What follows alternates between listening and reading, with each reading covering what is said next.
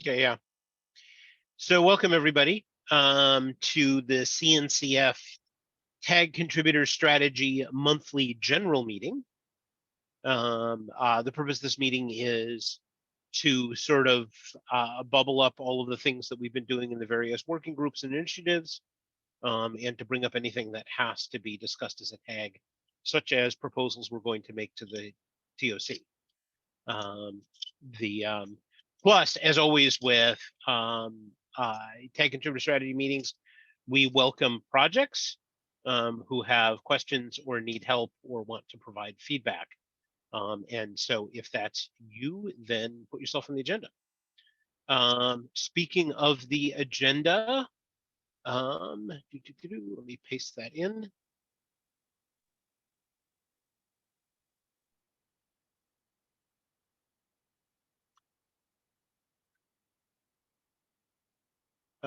Please put yourself on the agenda as attending. Not in the section that's called template, but in the section that says August 10th. It looks like most people already have. So, okay. As with all CNCF meetings, this is under the CNCF Code of Conduct. So please be considerate and professional. And with that, we can get started with a round of introductions because there's at least one person here who is new to me. And for that reason, they probably don't know other people. So I'll start. And the way this goes is you introduce yourself and then you tag somebody else. So I'm Josh Burkus. It says CNCF ETCD project on my screen because among the projects I contribute to in the CNCF is ETCD, and I'm going to be running the ETCD community meeting right after this one. I work for Red Hat and do a variety of things around Kubernetes and the CNCF. And let's go ahead with the chairs, and then we'll go to everybody else. So Catherine? Yeah, so I'm Catherine, as just mentioned, one of the co-chairs. I work for Buoyant, the creator of Linkerd, have not a technical background as most of people on this call, and yeah, have a few exciting news regarding new initiatives that I'm looking forward to share with everyone. Dawn. I'm Dawn Foster. I am also one of the Tag Contributor Strategy co-chairs. I've been doing this open source thing for 20 plus years. I currently work for the CHAOSS project as Director of Data Science. So how about Rian? I'm Rian. I'm with II in New Zealand, but I'm located in South Africa. I am co-tech lead with Ali of this tag, and then I'll tag Ali. Hi, my name is Ali. I work for Red Hat, and I'm a Knative contributor. So yeah, I basically contribute to Tag Contributor Strategy as well, and I'm a tag lead for the website. And I have a power outage here. That's why it's dark. Daniel? Hello, folks. Daniel Crook, sorry. I just joined the CNCF last month. Before that, I was at IBM for 20 years, participating in various open source projects. But my role at CNCF is really to help improve developer, maintainer, contributor experience across projects. So I've been obviously been very interested in this tag, but also attending lots of other calls, and I'll be joining that ETCD one as well after this. Let's see, I'll hand it over to Diane. And I'm muted. That's what I just said. Okay. I am recently departed from Red Hat and now at Bitergia as the Director of Research and Advisory Services for them in their analytics side of the house. And I've been in open source a very long time, probably even longer than Dawn, at the dawn of open source, I think. But I am really focusing in on the contributor growth and specifically right now the mentoring work that the Linux Foundation does, and figure out how we can make it more effective and track it and do that. I'm working with Nate Waddington, who's not here today, so I will speak for him a little bit during the mentoring working group update. And I will pass it on to Noah.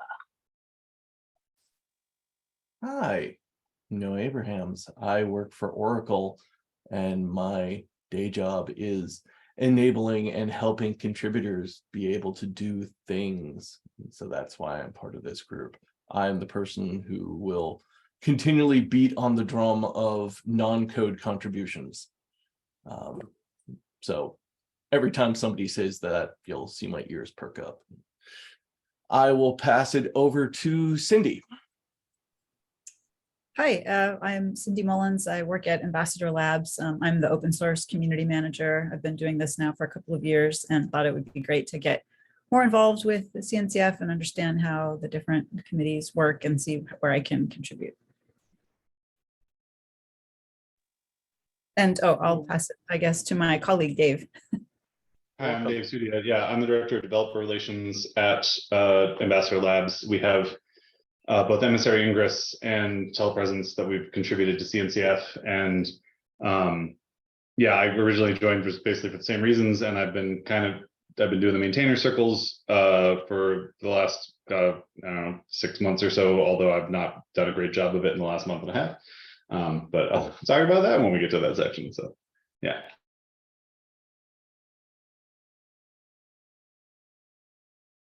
Was I the last to go, or was anyone? Yeah, you were last. You were last. That's everybody. So welcome everyone. So we have a few sort of general agenda items, and then we'll do readouts from the various working groups. First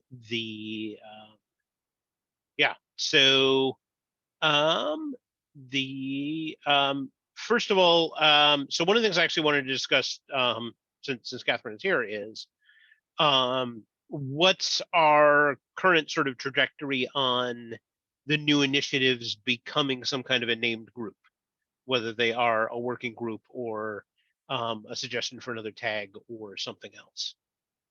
And that would be the Deaf and Hard of Hearing initiative and the Higher Ed initiative. Are they still initiatives for the next month, or should we be looking at them becoming something else? I feel like the deaf and hard of hearing kind of fits, unless I think like if at some point we start getting a blind one, like for, like several, it would make sense to have one specifically. But for now, because it's just one working group, I don't know if anyone disagrees, but the other one, I think like that was like for the higher ed one, I feel like there is a lot more to it. And Paris, because the first time when I pitched this to Chris Anacek was like, it kind of made sense as a tag. And then he kind of he said like, oh, it should be under the tag contributor strategy. And then Paris kind of pointed out in the issue, it's like, why isn't this a tag? It feels a little too big for that. So I think he is on vacation, and maybe Daniel can confirm or not. At least he's not been online on Slack. So I don't know. I can confirm, actually, he's on vacation. Yeah, he's out till the 11th at least. So this Friday. So he'll be back next week. I think then he goes on again on the week of the 21st. Yeah. I mean, I do want to say the reason why I raised this question, I would point out, is that right now, the Deaf and Hard of Hearing is an initiative. It's not a working group. We have to get it approved by the TOC to call it a working group. And that's why I wanted to say, are we ready to do that? Oh, well, I think or do you want to wait until next month? Okay. Okay. So we should work on a charter for it, including selecting some leadership, and then we can propose it to them. Yeah, I think the only thing with the leadership, I feel like, because I would love to have people who are deaf and hard of hearing, and I think like right now I'm kind of a little bit in that role until it's rolling, and we have to see like who is actually stepping up and can fill those roles. So ideally, should we just call it initiative until that has crystallized and we can invite people? Because I don't think I should be it. Yeah. Or you could be a co-leader alongside a couple of people who are deaf and hard of hearing. Yeah. Yeah. I mean, I would tend to say if you don't have co-leads who are ready yet, then yeah, we should probably hold off until you do. Yeah, I think that will crystallize like as we work and like seeing like who is, there are always people who are going to be more active than others, right? And right now I'm not really sure. I kind of like have hinges, but not, it's too early in that sense, right? Because we just had one meeting. Okay.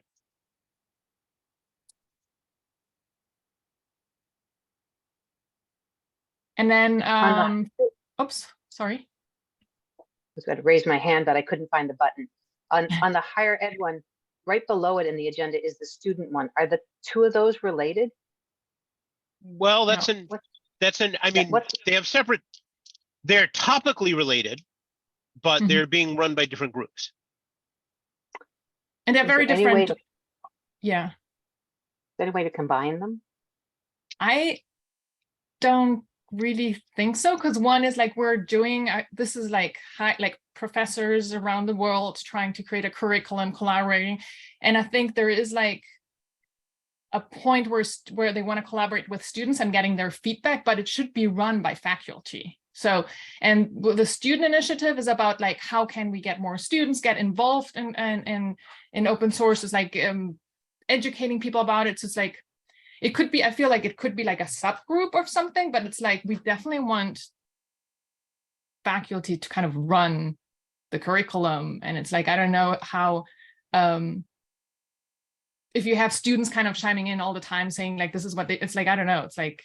Well, if they're different audiences, if one is going after students, I think it's not obvious just from calling it the higher ed initiative that it's going after faculty, but if that's what it's going after, then that makes sense that they're separate. Yeah. I think I would figure out how to make that distinction though, because Yeah. for me, coming from the outside, it just seemed a natural to have a higher ed. Yeah. And then include and have two subgroups. One is curriculum development or out, and the other one is student education or something, which to me Well, really if close together. it but is a different. tag, right? If it like becomes a tag that has several things, so maybe then, because that's what it's like, it feels like it is under kind of Mhm. like some, yeah. That's what I'm going to suggest is that there's a tag that has both of those things under it, so that we don't have too many. We don't start generating too many tags for because like with the deaf and hard of hearing, there may be other people with disabilities or different abilities that we want to also reach out to. Yeah. So I just trying to keep things organized a little bit better.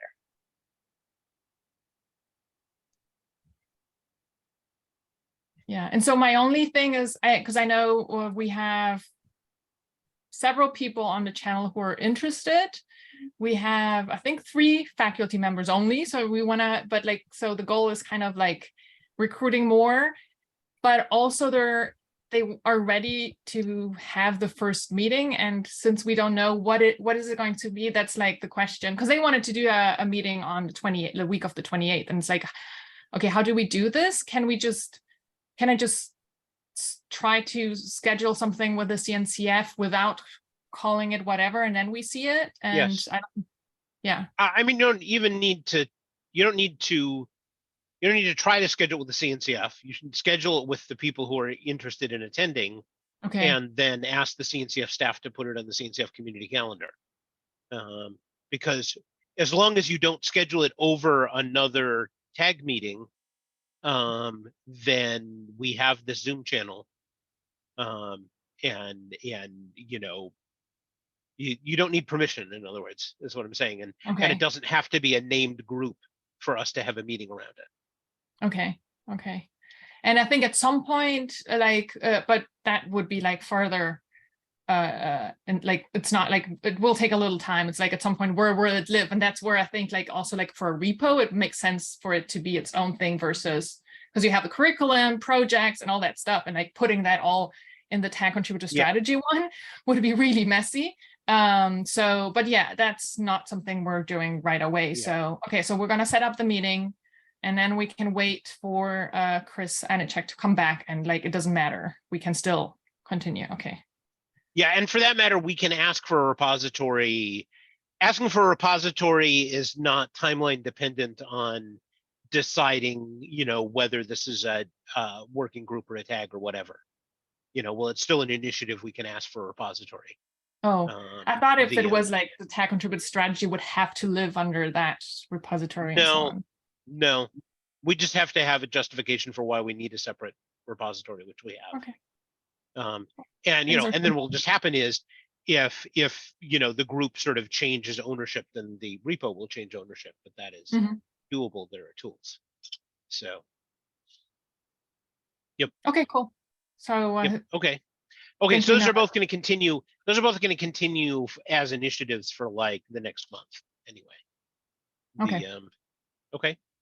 Just I wanted to check, right? Because there's been a lot of noise about them and a lot of new people getting involved. And if people are ready to be a working group or a tag or whatever, we want to make sure that gets rolling. And anything else on those two?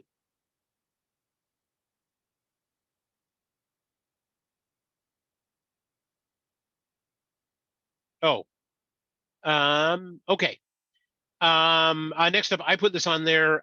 Just wanted people to know the initial sort of founding leaders of CNCF students are actually putting together a formal charter, et cetera, and some processes and some organization to get it moving as more than just an ad hoc thing.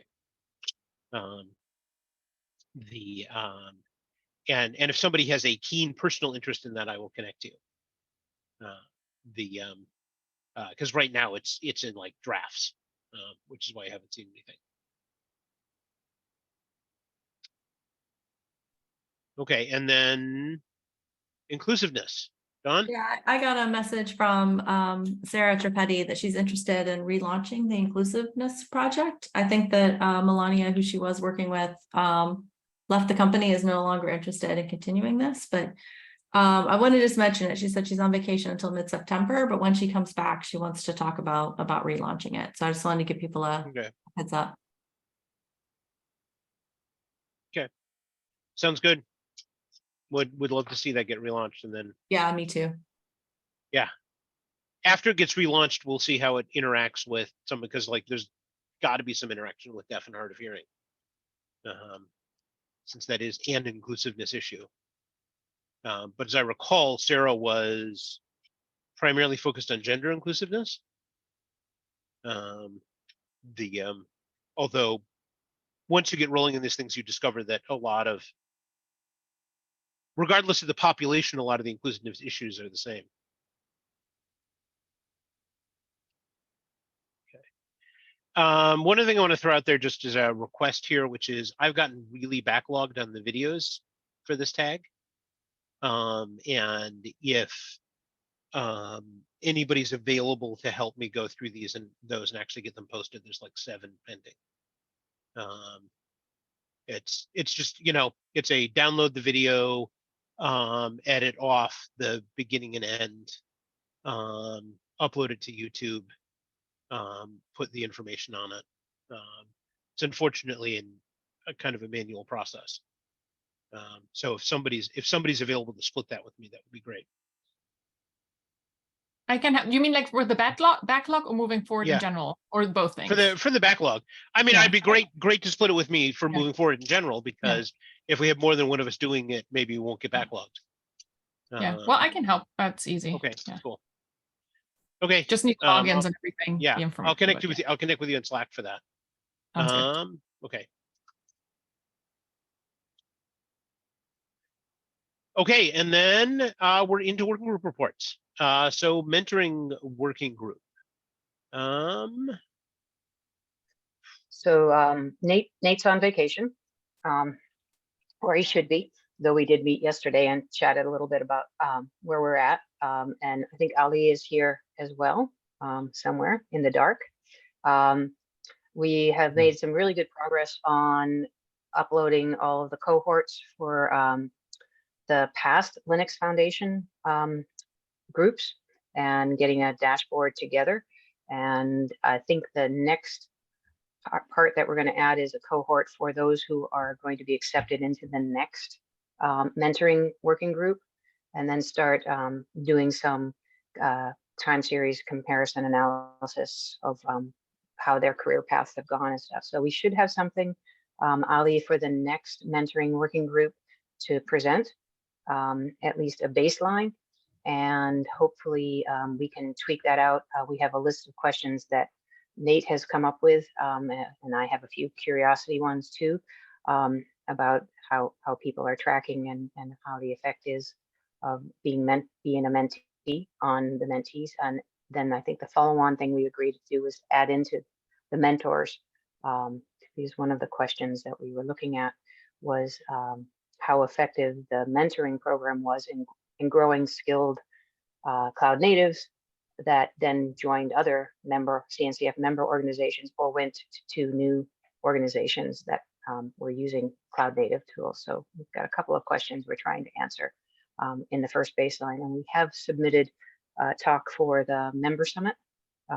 So hopefully they'll have our findings ready to, or at least a preliminary group of findings to put together and present there. That's what we've been working on. Cool. And Nate will be back and give more. Ali, is there anything else? Yeah, I can talk about a little bit about the mentoring programs. So GSOC, Google Summer of Code, it's ongoing. LFX last term, it's in the mentee application phase right now. And the previous term is almost finished, I think. Summer of Code will finalize at the end of this month. So I think that's pretty much it right now.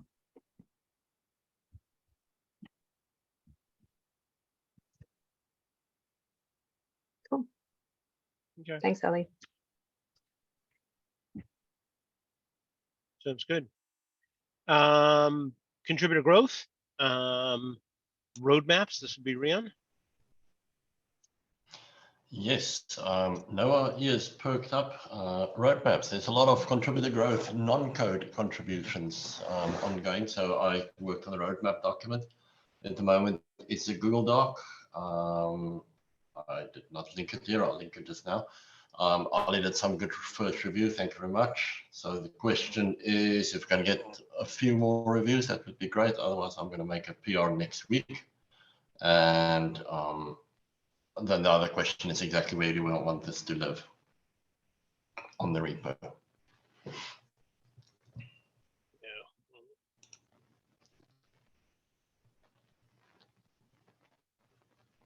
feel like it should be obvious, but maybe it's not.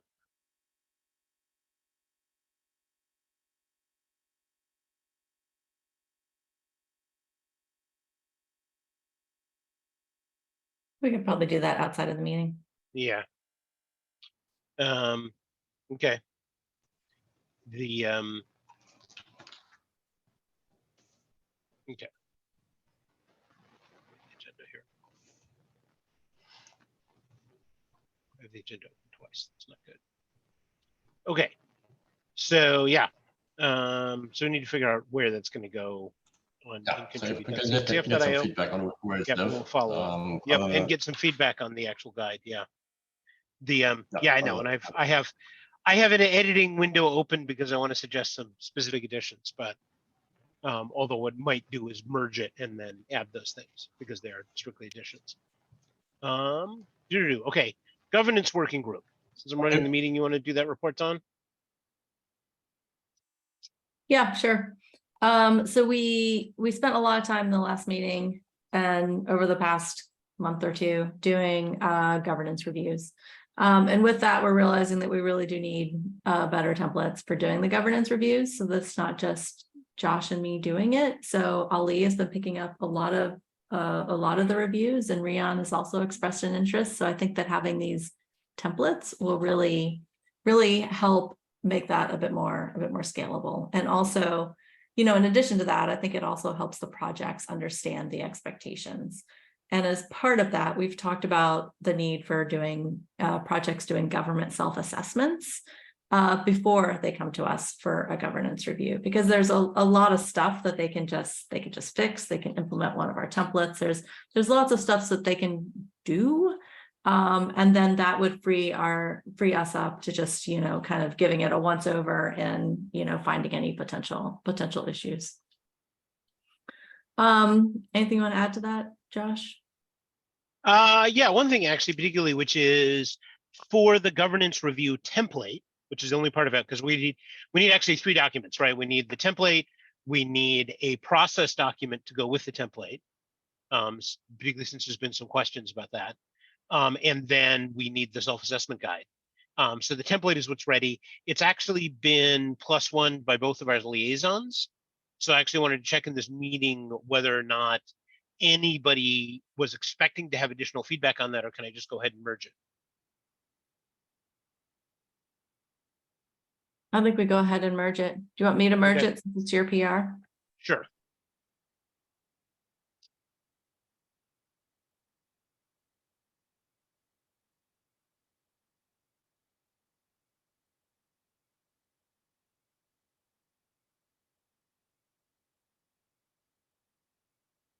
Oh, sorry. Was there something else on the thing that I needed to update?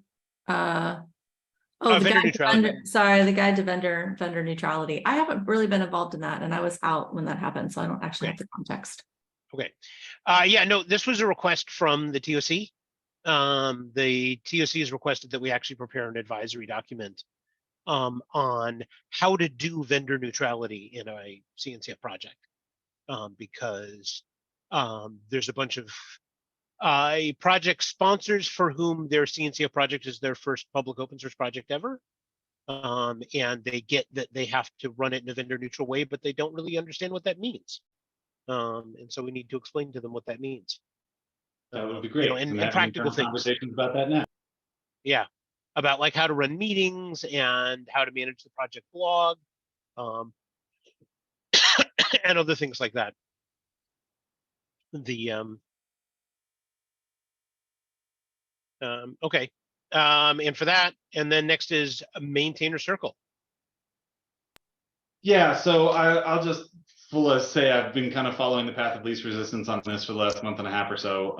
I told everyone I got promoted a couple months ago, or like two months ago, and I have not been able to backfill myself yet. So I'm kind of doing 2 jobs right now, and that's pulled me away from this. So Chris and Jeefe at CNCF, Chris offered to do one in Flow Monitor, and then when he found out the timeline, was like, talk to Jeefe because I'm going to be on vacation during that time period. And then I talked to Jeefe and he was like, yeah, I'll totally do it. And then I was like, great, here's the time. He's like, oh, I think I'm on vacation around then.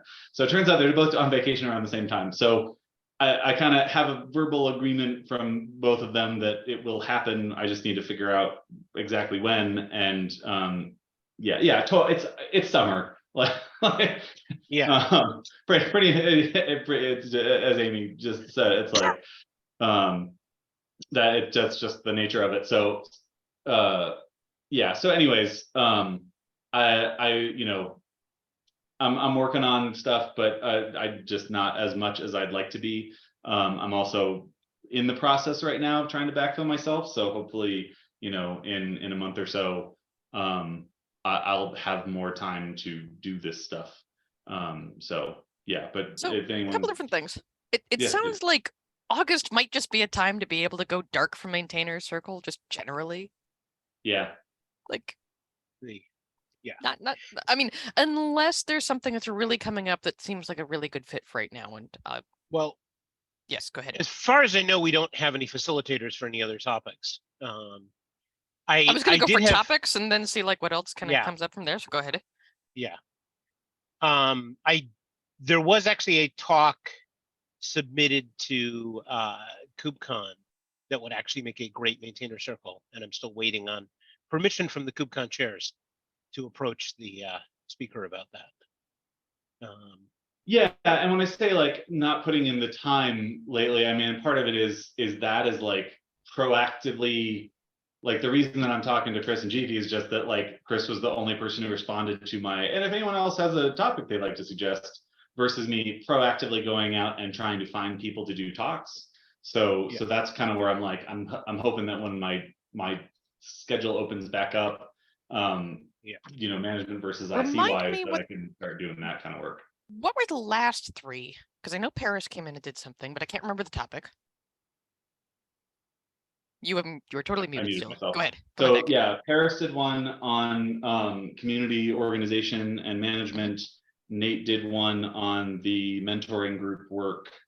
And then at KubeCon, Rin and a few other people from OTEL did one on their how they've engaged with users versus maintainers as people, you know, like as maintainers, how that group has engaged with a lot of their community being end users versus like other technical people who want to contribute.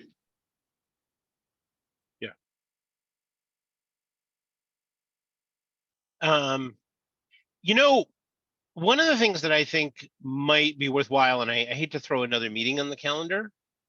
Sure. Maybe we do this over chat or whatever. I'd really like to actually come, like, let's do a brainstorming session. Because like out of all of our sort of work groups and stuff, Maintainer Circle doesn't actually have its own meeting or anything. Sure. And I think maybe it could use it at this point. Maybe not on the regular, but as needed. Yeah, ad hoc. Because we do a brainstorming session, and basically a brainstorming session that we then ping the Maintainer Circle in Slack and try to get people to come up with, hey, things that they really would like us to hold a session on. Sure. Yeah. Not can you suggest a talk you would give, but can you suggest a talk you'd like to see? And then that would give us things to go proactively find people to do talks on, or do the talk. Yeah. Yeah, because I have a few additional ideas and I just don't want to take up the whole meeting with them. So yeah, I'm down for an ad hoc general tag separate breakout Cool. meeting. I'd love to do that. Okay. So I guess my suggestion of let's think about the things first is actually correct. So, okay, moving on. Good job, Amy. Hooray! Yep. Okay, done with the Maintainer Circle? Yep. Okay, so more stuff on the Deaf and Hard of Hearing initiative. Yeah, so we had our very first official meeting, which was very exciting. And something that came out of that, like our first asset, will be best practices for an ASL English and caption-based meeting. So as you can imagine, it can get messy, not only for us, but it's also messy for the deaf and hard of hearing, because they're saying usually you don't have a meeting as big with people who are deaf and hard of hearing. So it's like, it's interesting. So, because I was saying it's probably a very big learning journey for us, the hearing, and they were like, no, believe me, it's also for us a learning journey. So we need to figure that out, because like speaking over each other, of course, it doesn't work for caption. People have to actually look who is talking because you don't hear them. That's something that hearing people have to get used to. I did that once, very embarrassing, but I guess kind of normal. You have to get used with the new flow. And so we have 4 goals, and I'm waiting for feedback because I kind of formulated them a little bit more succinct. But we have 4 goals, and like getting a thumbs up from everyone. Have already a few. So basically it is creating pathways for deaf and hard of hearing individuals into cloud native and open source, number 1, and then empower deaf and hard of hearing to become more visible members within the cloud native community. Then encourage and educate employers on hiring deaf and hard of hearing employees. And then also that last one was like something that came later, but it's like, yeah, I mean, it makes total sense. It's like building a deaf and hard of hearing in tech community so that they can network, learn from each other and support each other, because we've heard some people saying like, hey, I feel kind of alone, like I didn't know, like, especially one in France, she said like there's she has met so few people who are deaf and hard of hearing, and it was very beautiful for her to kind of see that there are so many other people out there. Well, not so many, but at least we get them connected, right? So I think that is apparently very powerful and great and empowering. So that is important as well and should be a goal. And so basically the next steps is we have like broken up people in groups. They kind of volunteer to kind of work in different groups where they feel they have the most to contribute to. And then we have a doc where we have like some strategies and tactics and deliverable kind of ideas, which hopefully will help as a idea starter. And so starting with that and then defining prioritizing the deliverables, right? Like they're probably long hanging fruits. Let's start with that. So we have like some quick wins, but then there are probably things that are very long term, but we should also start working with those, so that each group will define whatever they want to do. And then we probably need a folder within the repo. So I was wondering, how do we get that started? I assume I can just create one, but I'm not GitHub Pro. So and yeah, because like we, again, like for the best practices, that would be something that we would want to have as an asset. Yeah. Well, by coincidence, Rian actually already has something on the agenda about adding the DHH initiative to the repo. So Awesome. and I think you're answering his question that you are ready. And so he has a checklist of things that we need to add it to. Awesome. So yeah, deaf and hard of hearing, definitely yes. Higher ed, probably not, because it will probably make sense to have its own. And then at some point, I mean, it's a little early, right? But it's like I was thinking at place of, on the website we have, I want to contribute, or I'm a maintainer, and then like having like something that I want to improve accessibility for my project or my company. And then where we could have like right now would be only deaf and hard of hearing. But hopefully in the future, like once people see that, hopefully we'll get other disabilities as well. But yeah, it was kind of like, since we need the repos, like where would it live? Can we go live with that even if they're just, let's say, like one resource? Or how does it work? Or would that be in? Yeah, I mean, I think it's fine. I think it would be fine for us to have a top level table of contents item that was accessibility. That, I mean, we have to start with one, right? Regardless of what that one is. And if the one that's ready is deaf and hard of hearing, then that's the one that we start with. Yeah. Oh, and to your comment regarding encourage and educate employers, I guess, yeah, so that the idea is kind of like, how do we educate the CNCF, first of all, right? Like having deaf and hard of hearing, educating the CNCF with what is needed, and then hopefully having the CNCF being a champion and recommend that to their members. But it goes beyond, right? Like even at KubeCon, you on the KubeCon stage, you always continuously kind of celebrate companies that have all these projects. At some point, like it's a message that you need to kind of get people, this is important, it's easy, it's not as difficult. And like creating those resources for employers, like what do you need, what does it take to employ someone who is deaf and hard of hearing, right? Like what are the things, what is a check? Because a lot of people don't have any idea what it implies, right? So I think that education is not only for members, so it will be available for all of them. So I think it's broader, but of course you cannot force anyone to do anything, right? So all you can do is like suggest and help and educate.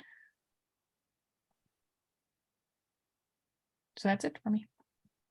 Yeah, I want to say for the website, so this is the second thing to come up where we have a potential issue with how we design contribute.cncf.io. That is, when you design contribute.cncf.io, the first navigation step you get into is, are you a contributor or are you a maintainer? And with the content that we had a year and a half ago, 2 years ago, that division made perfect sense. But we're running into a problem with it in two areas. One is I was mentoring, right? Because if we want to divide mentoring programs into contributors and maintainers, then we end up repeating a lot of material. And now this, right? Because if we're going to have accessibility resources, we want to both address the deaf and hard of hearing folks who want to contribute and the project leads who want to have contributors who are deaf and hard of hearing. And again, it becomes a sort of problematic division in terms of maintaining the content. So I think we're going to have to, kind of think about, has the new stuff we're adding, is it moving us away from that making sense as our very top level, the first thing you have to click on and decide on? And do we want to restructure the website navigation in some other way?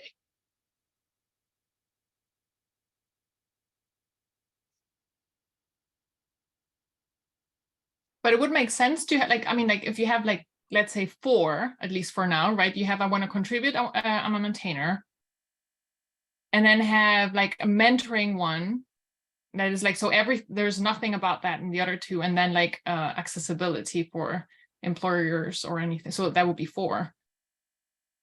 Because yeah, mentoring is also like relevant for maintainers and Yeah, well, I mean, but the problem is that if somebody is a maintainer, we don't want them to end up on a portion of the site that in fact has nothing about mentoring or nothing about being accessible, right? So that's why I'm saying if we're gonna start adding stuff, then we need to really look at restructuring. yeah, but we can always kind of link. So you have those 4 entry points, and then you can go to I'm a maintainer, and then you can have like an item in the list that when you click on it, it would open and go into the other one. So you can interlink as well, but it's probably too long for this discussion. But I think there's still ways to have that, and then but the content doesn't need to repeat itself, but just link back to that other section. Yeah. So I think it's doable in that way. But again, probably not the right. I feel like I need somebody who knows more about web UX than me.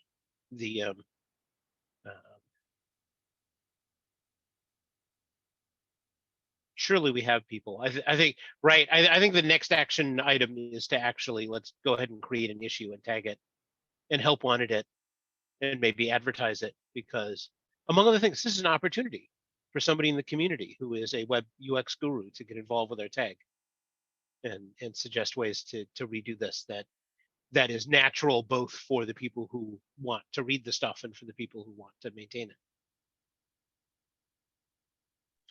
I can definitely find some people who would be interested in that.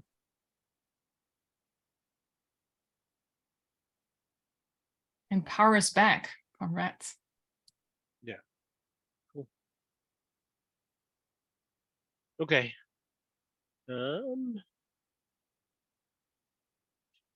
Oh, I have not been maintaining the action items because this is a huge scroll up. So,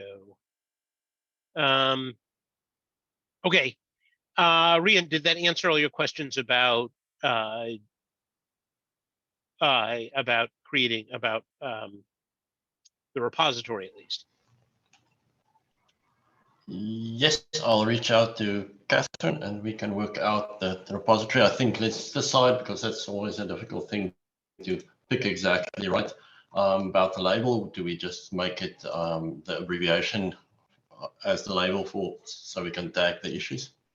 Just use the DHOH as a label. Is there some reason to not use DHOH? We should also create a general accessibility label as well. But we had that discussion in the group without, because we had first like DHH, and then some people were saying not everyone is familiar with, some people were familiar with it, some people, deaf people were not familiar with it, and then so that's why they were saying def/HOH. So I don't know, it's a little longer, but that was kind of like if we want to call it differently, we can always, I think like we should at least like ask the deaf and hard of hearing, so it makes sense. okay, well, if you want to take that to the next meeting and ask them what label they want, and we can actually create the label and then we can change it. Yeah. The internal ID for the label is separate from the display. So is it too long, the def/HO? No. Well, because that was we have labels like WG/governance, which are longer. So yeah, well, so that was the way that we wanted to abbreviate, like Okay. the group said. So I think we should use that. Okay.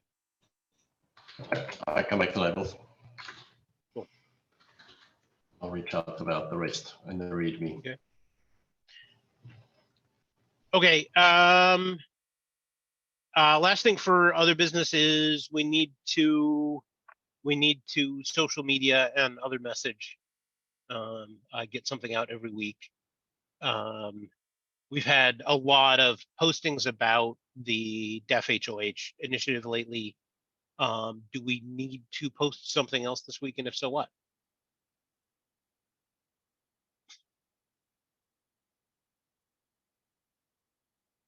I mean, we never need, but it's always I- good. If we can get that roadmap doc out and published, that would be a Okay. really good thing to promote next week. I don't know, Rian, if that's your time frame. I'm good to go. If we have reviews, I'll make the pull request. I think it's in a fairly good state. Ali did a very nice review and added some more flesh to it. So get other people to give a thumbs up on it. I go ahead and make the PR, and then we can tweak from there. And who would post it? So I'm putting it at action item. So who wants to do the? I can post it because I'm going to be on the cycle for this, since, like I said, what I want to do is I want to merge what Rian has pending edits and then actually add a few things. And it's easier to do that as 2 PRs. What I So you'll was post it thinking, to channels so too? Hmm? Oh, sorry, you'll post it to the social media channels too? Yeah. Okay. Well, I mean, I'll hand it off. I don't know if I have the login for our thing formerly known as Twitter. So I'll just give that to Catherine.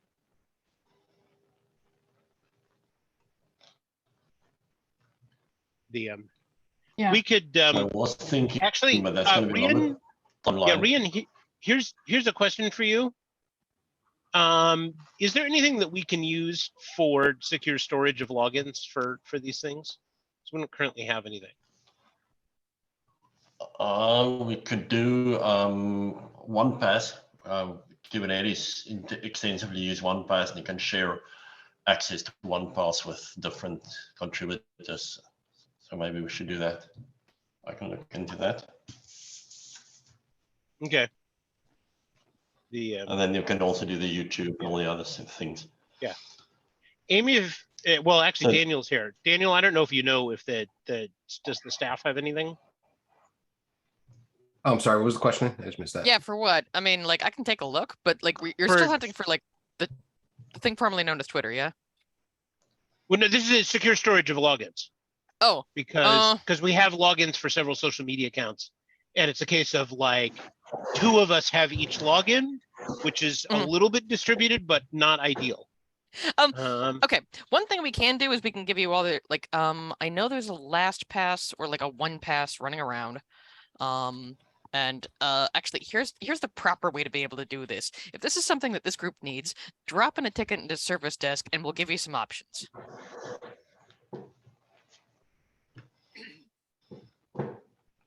Is that is that an unreasonable outcome?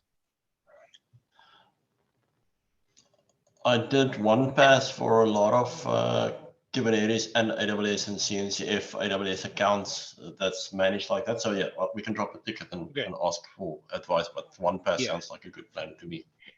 Yeah, But well, it might be good Kubernetes, if the CNCF can set up the OnePass account and give us access to it so that it's owned by the organization or LastPass or whatever they want us to use. please not LastPass.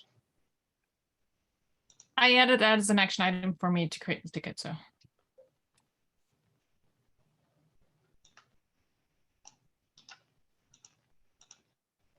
Okay. Anything else that we can do in 3 minutes or so? Or are we good?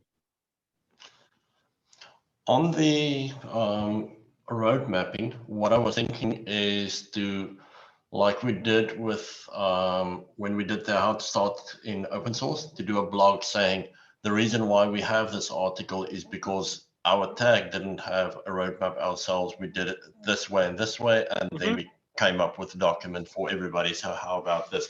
But that will take a little longer to write the blog. I'm not a very good blogger. Yeah. But maybe we can promote it as is, and then we throw a second round, we throw the blog out. I really once like the that idea. CNCF agreed to publish.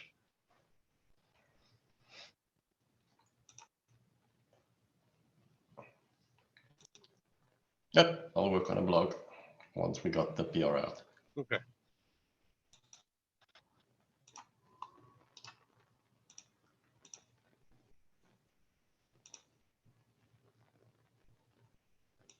Okay. Oh, and I just realized this is actually still in the Google Doc stage. Yeah. Yes. Okay. So I'll just paste. I'll For just simple paste my. review, I left it Yeah. in the Google Doc. Okay. I'll just paste my stuff in there then. Okay. No worries. Okay. Okay. Well, that sounds good. And then we'll announce that as soon as it's ready to be announced. I mean, since this is brand new content, we have to get a +1 from our liaisons on it. Which they'll get, but we do need to get it. So The good Okay. news is they're super responsive. yes. Okay, well, thanks everyone. See you on Slack and around other CNCF stuff. Bye, everybody. Cheers. Bye. Bye.